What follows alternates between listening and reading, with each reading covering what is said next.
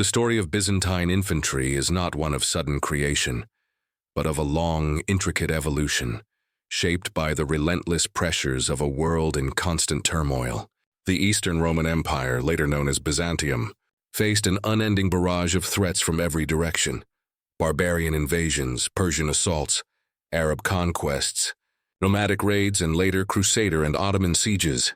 To survive, its military had to adapt, transforming the rigid legions of late antiquity into a flexible, resilient force capable of meeting any challenge. The classic Roman legion, once a formidable unit of 5,000 to 6,000 soldiers, was gradually replaced by smaller, more mobile formations better suited to the fast-moving, unpredictable conflicts of a fractured world. Join us to uncover the epic saga of Byzantium's unbreakable infantry. Subscribe and hit the like button to explore a millennium of warfare and resilience. By the early 5th century, under the reign of Emperor Theodosius II, who ruled from 408 to 450 CE, the empire's military structure began to shift dramatically. The legions stationed along the empire's vast borders, known as limitanae, were reduced to compact units of 1,000 to 2,000 men, designed to hold key strongholds and respond swiftly to incursions. Meanwhile, elite field armies called comitatenses, typically numbered around 200 soldiers, offering greater maneuverability and easing the burden of supplying troops across far-flung territories. These changes reflected the empire's need to balance defense with dwindling resources, as internal crises and external threats strained its once mighty infrastructure. Centuries later, Emperor Maurice, reigning from 582 to 602, introduced a revolutionary system that would define Byzantine military organization for half a millennium.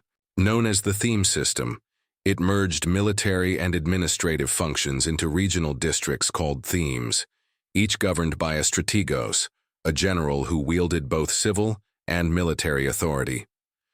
These themes supplied stratiotai, soldiers who received land grants to sustain themselves and their families, ensuring a steady stream of recruits without draining the imperial treasury.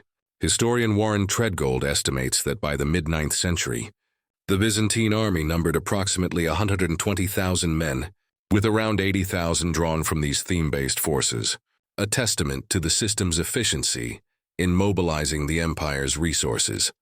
While the provincial theme troops guarded the empire's frontiers, the capital of Constantinople housed elite units known as tagmata, the empire's most formidable fighting force. These included formations with deep historical roots, some tracing back to the imperial guard of the 4th century, boasting up to 4,000 men renowned for their discipline and loyalty. Another elite corps, established by Emperor Leo I in the 5th century, matched this strength and served as both palace guards and a crack combat unit, capable of turning the tide in major campaigns. A third unit, tasked with securing the imperial palace and campaign camps, ensured the emperor's safety in times of war and peace. In the early 9th century, Emperor Nicephorus I had created yet another elite formation, further strengthening the tagmata.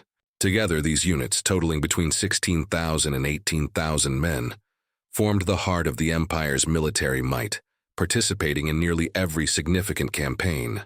By the 10th and 11th centuries, under the Macedonian dynasty, the army saw further refinements, with the introduction of heavily armed infantrymen known as skoutatoi, named for their large shield-based defenses, who became the backbone of the infantry. A typical field army of this era might include 12,000 to 15,000 infantrymen, supported by 6,000 to 8,000 cavalry, a balanced force capable of both offense and defense. The catastrophic defeat at the Battle of Manzikert in 1071 marked a turning point, forcing yet another transformation of the Byzantine military. Under the Komnenoi dynasty, from 1081 to 1185, the empire adopted the pronoia system, where land grants were provided in exchange for military service, mirroring the feudal structures of Western Europe. Despite this shift, infantry remained a cornerstone, particularly in the defense of cities and fortresses, where their steadfastness proved invaluable. In the empire's final centuries, from the 13th to the 15th, the army shrank dramatically, relying increasingly on mercenaries, Scandinavian and Anglo-Saxon warriors, Catalan companies, and later Italian and Turkish contingents. Yet even in these waning years, citizen infantry units, drawn from the empire's dwindling population, continued to play a critical role, especially in desperate defensive operations that tested their resolve to the limit. The equipment of Byzantine infantrymen evolved in lockstep with the empire's challenges, blending time-honored Roman traditions with innovations and adaptations borrowed from adversaries. In the early period, from the 4th to 6th centuries, their gear closely resembled that of late Roman soldiers. They wore chainmail or scale armor, donned spangenhelms or crested ridge helmets, and carried large oval shields that gradually gave way to rounder designs better suited to close combat. Their primary weapons included spears measuring 2 to 2.5 meters, long spatha swords ranging from 75 to 85 centimeters, and plumbata throwing darts for ranged attacks. A military manual attributed to Emperor Maurice in the late 6th century described the ideal heavy infantryman as clad in chainmail, or at the very least, an iron breastplate, with a crested helmet, a sturdy elliptical shield, a medium-length spear, and a shorter spear known as a manzikert for versatility in battle. By the 8th and 9th centuries, the equipment of heavy infantrymen, or scudatoi, had undergone significant changes. They now wore lamellar armor, constructed from metal plates sewn onto a leather or fabric base, offering superior protection without sacrificing mobility. Their helmets featured chainmail aventails to shield the neck and face, and they carried large kite-shaped shields, often adorned with Christian symbols that reflected the empire's deep faith. Their primary weapon was a long spear, accompanied by a smaller reserve spear for close-quarters fighting, while their swords, known as spathion or paramarion, drew inspiration from single-edged avar or Persian designs. A small axe called a tsikurion served as a secondary weapon for breaking through enemy lines. A 10th-century military treatise described the ideal infantryman as protected by an iron breastplate or knee-length chainmail, an iron helmet, a large shield, and a spear measuring 7 to 8 cubits, roughly 3 to 3.5 meters, designed to dominate the battlefield. Medium infantry, often referred to as toxotai or archers, though many wielded a variety of weapons, were equipped more lightly to maintain agility. They wore quilted armor or light chainmail, open-faced helmets, and small round shields. Their arsenal included bows for dedicated archers, darts, spears, light swords, or axes, allowing them to adapt to various roles, from skirmishing to supporting the heavy infantry. By the 11th and 12th centuries, Byzantine armor began to reflect influences from both Western Europe and the East, with some soldiers adopting chainmail with hoods that extended to the feet, padded helmets lined with wool or silk, and iron vambraces and greaves for added protection. In the empire's final centuries, as resources dwindled, equipment became more varied, incorporating traditional Byzantine designs, Western-style plate armor, and Turkish influences. Elite soldiers might wear advanced plate armor, while common troops relied on simpler, often outdated protection. In siege warfare, the Byzantines employed devastating devices like Greek fire, a closely guarded incendiary mixture sprayed through siphons, capable of incinerating enemies on land and sea, particularly in defense of fortresses. Byzantine military tactics were a masterclass in adaptability, pragmatism, and organization, enabling the empire to endure for a millennium against overwhelming odds. Infantry rarely fought in isolation, instead excelling in coordinated efforts with archers and cavalry. The 6th century military manual advised heavy infantry to form a dense shield-to-shield line, with archers positioned behind to fire volleys over the front ranks, weakening enemies before close combat. The standard infantry formation, known as the phoulkon, was a deep rectangular array, 16 to 20 ranks strong, designed to withstand prolonged assaults. Spearmen in the front ranks created an impenetrable wall of spears, while those in the middle hurled darts or other missiles, and archers in the rear provided covering fire.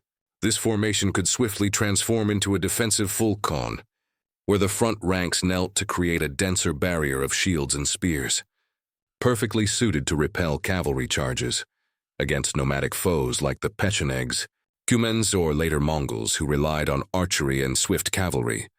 The Byzantines developed specialized countermeasures, A 10th century treatise by Emperor Leo VI advised commanders to avoid direct assaults, instead occupying defensive positions on rough terrain where nomadic cavalry lost its advantage. Heavy infantry, supported by archers, would advance slowly, wearing down the enemy through attrition. Reconnaissance, secure camps, and march discipline were critical to Byzantine success. Military manuals provided detailed instructions for infantry maneuvers in diverse scenarios, such as river crossings, mountain warfare, or encounters with superior forces. In dangerous regions, armies marched in a hollow square, with baggage and non-combatants protected in the center, heavy infantry forming a perimeter, and light troops scouting ahead to detect ambushes. The Byzantine military philosophy prioritized victory with minimal losses. As Leo VI wrote, "A good commander achieves their goal not at any cost, but with the least sacrifice." This led to the development of sophisticated tactics, including feigned retreats, ambushes, flank attacks, and dynamic adjustments to formations during battle. In the defense of fortresses and cities, Byzantine infantry were unrivaled, leveraging multi-layered walls, forward defenses, and ingeniously designed towers. They conducted mobile sorties, used wall-based missile fire, and deployed Greek fire to devastating effect. Even during Constantinople's final siege in May 1453, a vastly outnumbered force of Byzantine infantry, including citizen militias, held off the Ottoman army for an astonishing 53 days, a testament to their resilience and tactical ingenuity. Training for Byzantine infantrymen was rigorous and systematic, ensuring they were prepared for the demands of warfare. Soldiers were taught to march in tight formation, maintaining order over long distances, even under the weight of full gear. They practiced wielding spears and shields, striking with precision while avoiding counterattacks, and endured grueling marches to build endurance. Military manuals emphasized daily weapons drills to keep skills sharp, even in peacetime, including javelin throwing, archery for specialized units, and mock combat with wooden weapons.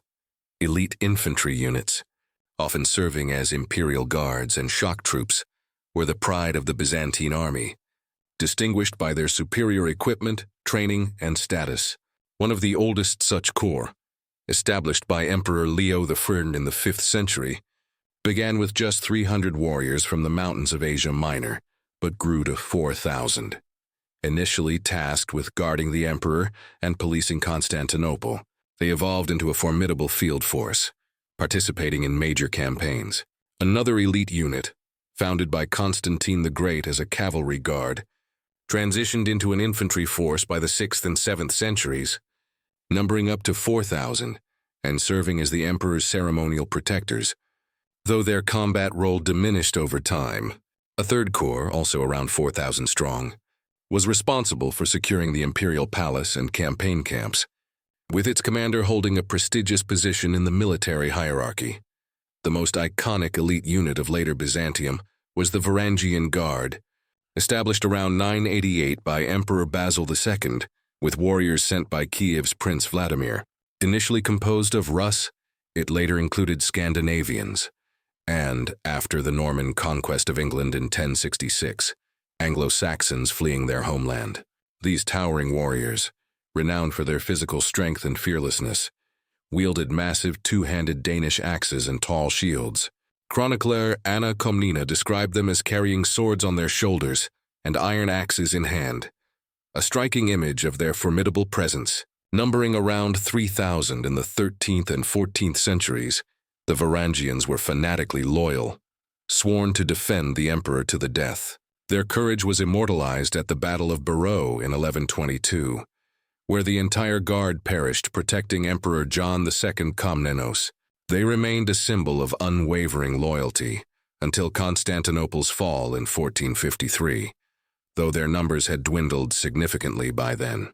Other elite units included the hetairai, or companionships, which combined guard duties with combat roles and often included foreign warriors such as Khazars, Sogdians, Turks, Pechenegs, and Cumans. In the 12th century, under the Komnenoi dynasty, new elite formations emerged, including one initially composed of Hungarians and another formed from the orphaned sons of fallen Byzantine officers. serving as both a military academy and a crack combat unit. Smaller detachments, tasked with guarding key fortresses and strategic points, received higher pay and additional land grants, sworn to never abandon their posts, ensuring the empire's defenses remained steadfast, even in the darkest times. The social status of Byzantine infantrymen varied across the empire's thousand-year history. In the early centuries, from the 4th to the 6th, military service carried the prestige of the Roman era, offering a steady income of 5 to 9 gold numismata annually, a substantial sum for the time. Soldiers also received food rations and occasional bonuses, known as donatives. According to historian Procopius of Caesarea, under Emperor Justinian I, who ruled from 527 to 565, the standard term of service was 24 years, after which veterans could expect a land grant or a lump sum payment to secure their future. With the introduction of the theme system in the 7th and 8th centuries, the socio-economic role of soldiers shifted dramatically. Stratiotai were granted lands valued at 4 to 12 pounds of gold, depending on their role and status, which they used to sustain themselves and their equipment. In exchange, they were required to report for military service whenever summoned. Their families often managed these estates during their absence, ensuring economic stability. A 10th century text by Emperor Constantine VII notes that stratiotai typically served 3 to 4 months annually, spending the rest of the year farming, though prolonged campaigns during crises could extend their service significantly. Daily life for Byzantine infantrymen was demanding, centered around relentless training to maintain combat readiness. Military manuals stressed the importance of daily weapons drills, including marches in full gear, javelin throwing, archery for specialized units, and mock combat with wooden weapons to hone skills without risking injury. The soldiers' diet was relatively varied for the era, consisting of 1 to 1.5 kilograms of bread daily, supplemented by hardtack for long campaigns, olive oil, wine, salted fish, and occasional meat. Military treatises underscored the critical need for quality provisions, warning that an army without adequate food was already half defeated. During campaigns, infantry operated from fortified camps modeled on Roman castra, designed for both security and efficiency. These camps, whether circular, square, or rectangular depending on the terrain, were surrounded by a trench at least 3 feet deep and 5 feet wide, with the excavated earth forming a rampart topped with sharpened stakes. Inside, tents were arranged systematically, with designated areas for command, units, baggage, and medical facilities. Strict discipline was enforced through guard rotations and passwords, with harsh penalties, including death, for offenses like desertion or treason. Spirituality was deeply woven into the fabric of Byzantine military life, reflecting the empire's Orthodox Christian identity.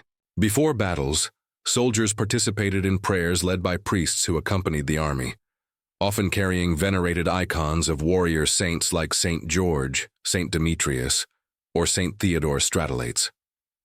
From the 9th and 10th centuries, the practice of confession and communion before battle became standard, strengthening the soldiers' resolve in the face of mortal danger. The Byzantine army offered significant opportunities for advancement, a legacy of its Roman roots.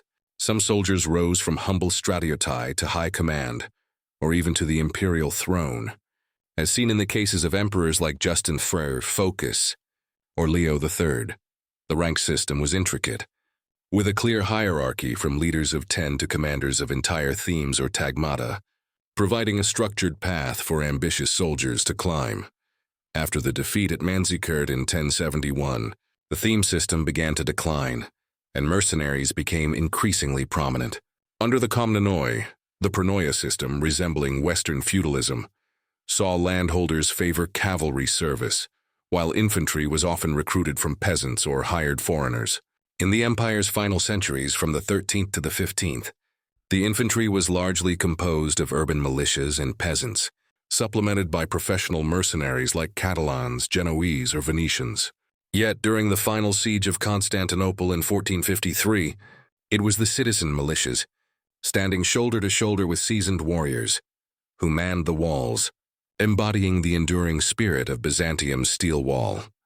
Thank you for joining us to explore the unbreakable legacy of Byzantium's infantry.